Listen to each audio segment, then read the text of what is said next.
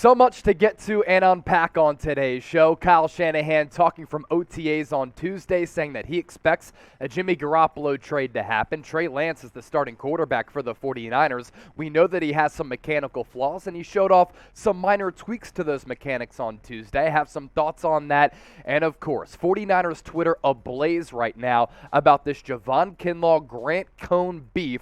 I'll talk about that a little bit later. But first, we actually get to see some 49ers football throughout this week at OTAs in the shadows of Levi Stadium. So, if you're excited about the 49ers in 2022, because this means that the season is right around the corner, I want you to hit that thumbs up icon, like the video, and let's start today's show.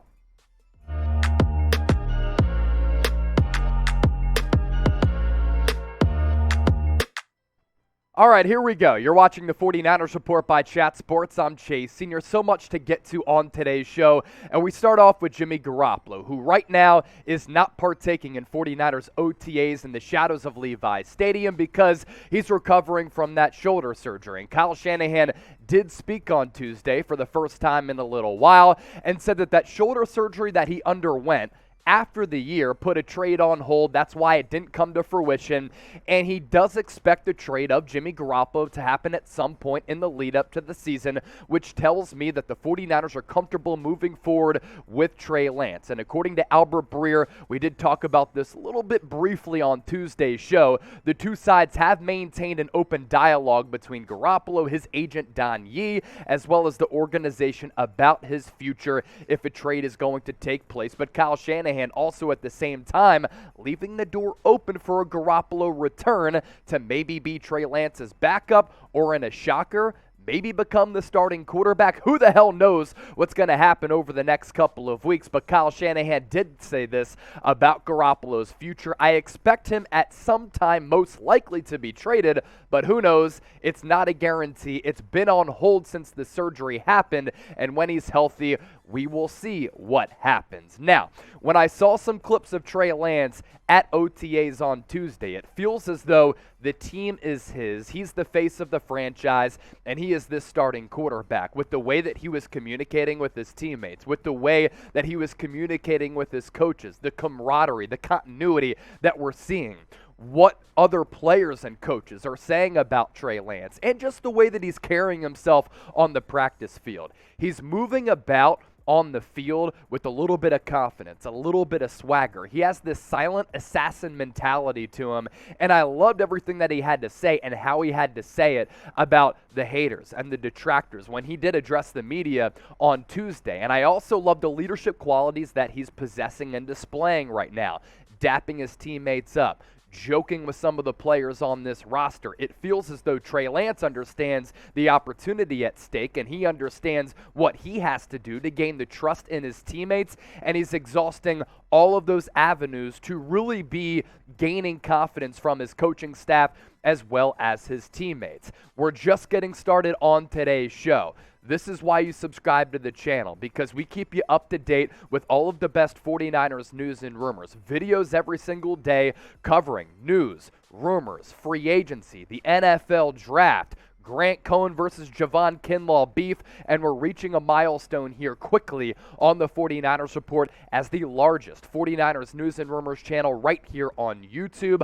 550 people away from 60,000 subs. So if you want to stay in the know with all things Niners all year round and you want videos every single day, the solution to that problem is very simple. Just hit that red subscribe button down below or let this video roll and plug in that link, youtube.com/49ers TV.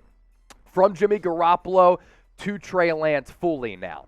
First day of OTAs in which the media was able to see him practice to display some of his new mechanics. He completed 16 of 18 passes during OTAs, a lot of that coming in 7-on-7s, and Lance showed off some minor changes to his mechanics.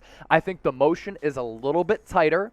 Last year, it was a little bit loopy, and that's expected from a quarterback going from the collegiate ranks to the pro ranks, especially a guy who's somewhat inexperienced, who only played one game his final year at North Dakota State and only one full season. I also thought the lower body mechanics for Trey Lance were a little bit different. There was less of a hitch, and I think if Trey Lance is able to continue to fine-tune those mechanics, work on some of his flaws, and have everything tightened up just a little bit, it's going to allow him to get the ball out a little bit quickly and hopefully lead to a little bit more accuracy.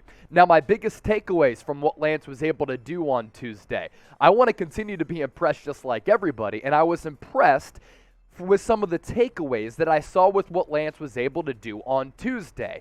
And a lot of us last year were talking about his mechanical flaws, the lack of accuracy, him misfiring high. It turns out that the finger injury that Trey Lance had suffered earlier on in the year was actually more serious than we thought, and the injury altered his mechanics. It's easy to see why. Happened on his index finger. That does affect you gripping the football, and if you can't grip the football like you're used to, that's going to lead to some inaccuracy and the ball being a little bit wobbly. So Trey Lance did admit that the finger injury was a little bit more serious than he and the team were putting on. Mostly 7-on-7s on Tuesday. So the competition and the level of it, not the same that it's going to be throughout training camp, but Trey Lance, as I talked about, did complete 16 of 18 passes, so the accuracy was certainly there. No Deebo Samuel at OTA, so his two main targets, Brandon Aiyuk, who I think is going to have a breakout year because he has a vertical element to his game that Garoppolo was not able to take advantage of because he doesn't have the arm strength of Trey Lance, and Javon Jennings, who came back on that one-year tender, who was awesome on the money downs last year in clutch situations on 3rd and 4th downs, was also really good during OTAs on Tuesday, as well as that possession wide receiver who has a little bit of size. He could be that type of security blanket for Trey Lance in addition to a security blanket type of guy like George Kittle. So if he's working on that continuity with Aiyuk and Jennings, I think that proves to be pretty important moving forward throughout offseason activities. And he did throw the football with some zip as well as some precision. And as I talked about, the mechanics looked a little bit tighter like this, getting that ball out a little bit quicker as compared to them being a lot more loopier last year. What I am a little bit concerned about is the offensive line that is going to protect Trey. Yesterday's first-string offensive line, and keep in mind, Mike McGlinchey coming off that quad injury, Trent Williams not practicing. Take this with a little bit of a grain of salt, right? But this was the first-string offensive line. You had Colton McKivitz starting at left tackle, Aaron Banks at left guard. He's going to compete for that spot, so that's what you don't take with a grain of salt. Jake Brendel was the starting center, and we're not sure if Alex Mack is going to return or if he's going to retire, so that's a little bit of a question mark there.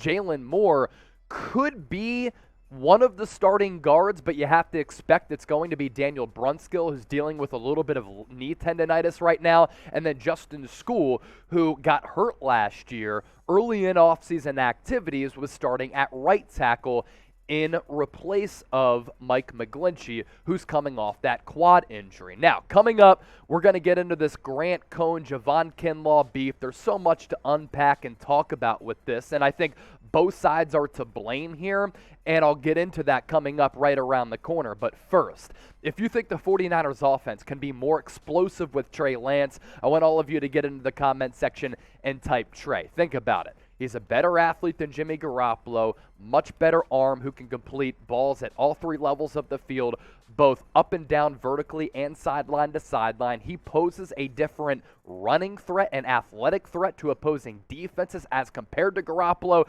So I think this 49ers offense could actually be more explosive this upcoming year. If you're with me, type Trey in the comment section. Also, we greatly appreciate all of the support that you give us right here on the channel. That's a big reason why we're closing in on 60,000 subs, because we're dedicated to the game. We're dedicated to the grind, and we're dedicated to giving you the best 49ers coverage on the entire internet, which includes YouTube, as well as today's presenting sponsor in Rumble. Free and exclusive content on the Rumble app. All you got to do, rumble.com/49erstv. When you plug in that link on your screen right now, follow us and hit that green button as we close in on 500 followers on the Rumble side of things. When we go live, like we're going to go live on Thursday, sometimes we put free and exclusive content on Rumble that you can't find on YouTube. That's why you got to subscribe to stay in the know. And if you comment on this video on Rumble, I'll give you shout outs in the comment section on Rumble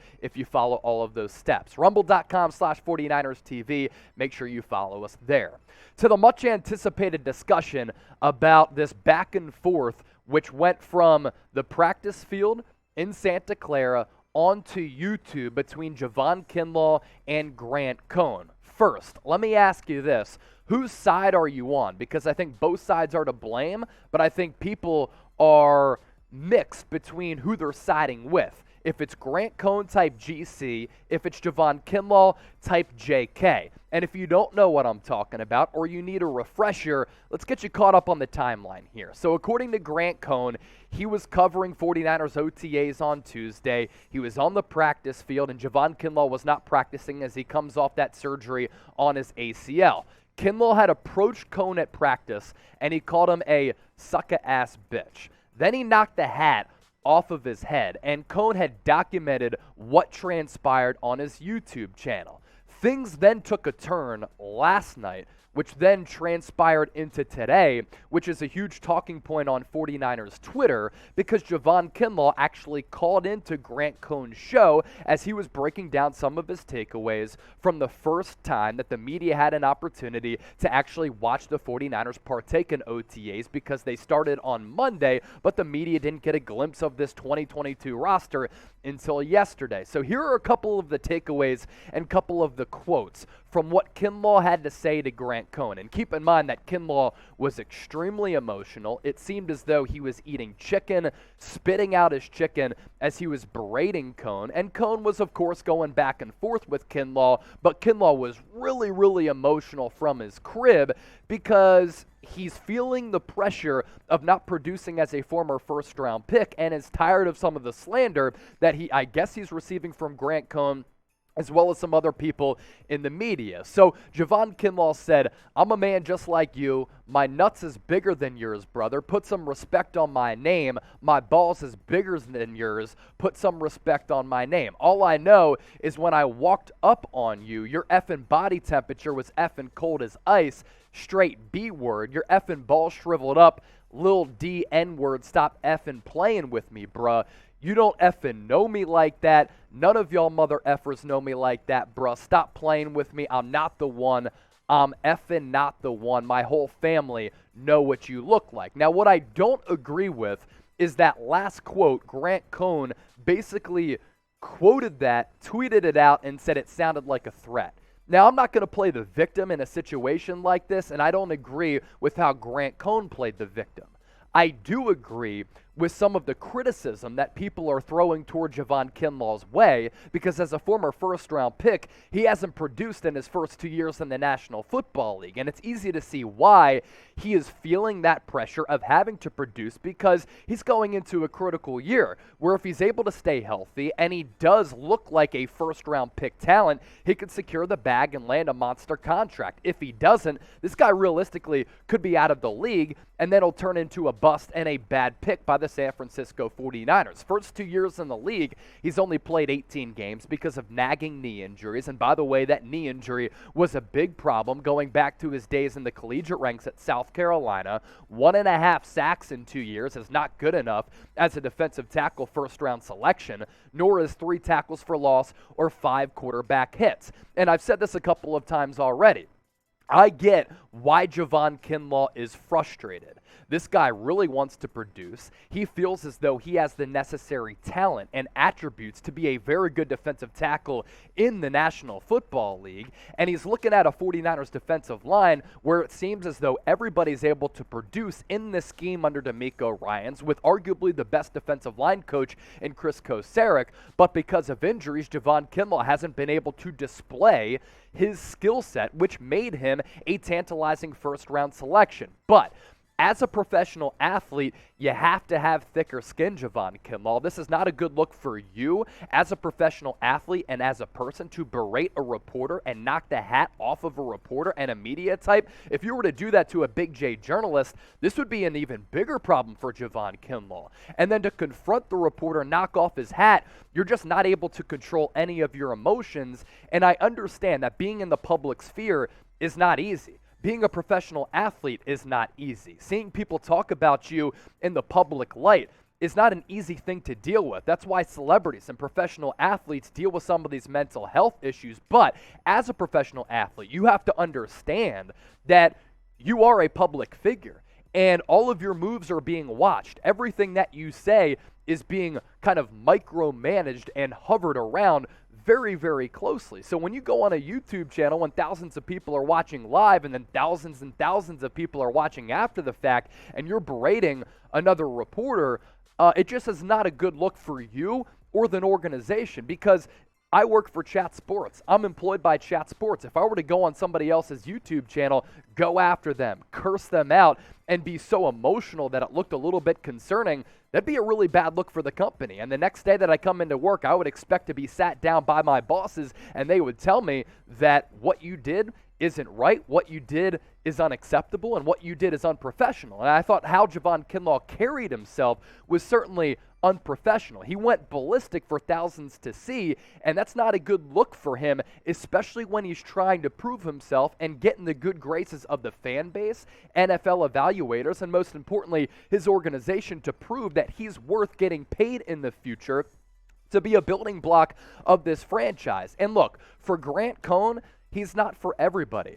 I kind of compare him a little bit to Skip Bayless. He has some hot takes, and he plays the role of antagonist. Now, as a YouTuber, I think what he's done is pretty impressive. He's been able to grow his YouTube following. He draws a lot of viewers on his live shows, and on the videos that he puts up on his YouTube channel, a lot of people watch it. Now, his father was a reporter in the Bay Area for a really long time, and because of that, he's been able to benefit off his father's name. But Grant Cohn has had to grind his ass off to make his YouTube channel what it is right now. But he does play the role of antagonist, and he does have some hot takes, and that's not for everybody. Now, some players do respect the way that he goes about his work. Jimmy Ward went on his YouTube channel last year, and I thought it was a really good interview, and Jimmy Ward has gone back and forth with Grant Cohn. So has George Kittle, but a lot of other players don't get down with that. And when you look on 49ers YouTube, it's the 49ers Report and it's Grant Cohn as the two largest 49ers YouTube channels out there. So I have respect with what Grant Cohn has been able to do. I reached out to him after his mom passed away because my mom passed away as well. But his style in terms of being on air is a lot different than me. I try to be entertaining. I try to be funny. I'm a broadcaster who has some bold opinions, but I don't really go after some of the athletes to the level that Grant Cohn does, but that's his style, and he has the right to be different and handle his YouTube channel different than I handle the 49ers Report. And for Javon Kinlaw, I like my defensive linemen to be a little bit nutty in the trenches. That is a very unique position where you have to play with your hair on fire, and you have to be aggressive, and you have to be a little bit crazy in between the ears because you're trying to kill the opposing quarterback, generate pressure on opposing offenses, and cause havoc and wreak a lot of damage, and you're getting hit, you're getting chipped, and it's not an easy position to play. But I can guarantee you this, the 49ers are going to be sitting Javon Kinlaw down today, and they're going to put him in the witness protection program. This guy is not going to speak with the media for a really long time. Now, I'd like to see him go back on Grant Cohn's YouTube channel, and I'd like to see him explain himself a little bit and talk to Grant Cohn about why he has a problem with him, because I don't think Grant has found the answer to that yet. But for Javon Kinlaw, you have to just manage your emotions a little bit more and understand that you're a professional athlete, that you're in the public eye, and when you go off on reporters and you knock their hats off, it's not a good look, man. I mean, media members are out there, and you're lucky that it's not a Big J journalist who he did this to, because that Big J journalist would just be going after Javon Kinlaw, asking for some type of penalty for the organization to put down on Kinlaw. So obviously so much to get to. I think both people are in the wrong here. I see where Cohn's coming from. I see where Kinlaw's coming from. For Cohn, I would not have played the victim, and sometimes when you play the antagonist, you have to be willing to take some of the heat that you're going to get back from the organization as well as the athletes. And for Kinlaw, he's frustrated with all the shit that people have been talking for a really long time, and he let his emotions get the best of him. But the best thing Kinlaw could have done, call into the YouTube channel and explain why he had a problem with them and just handle his emotions a little bit better. Instead, now everybody's like, man, that was unprofessional. It's not a good look because you are a representative of the organization. So before we hop on out of here, whose side are you on? I want to ask you this question once more. GC for Grant, JK for Javon Kinlaw. Let me know in the comment section. Don't forget to subscribe as we churn out free daily videos right here on the channel.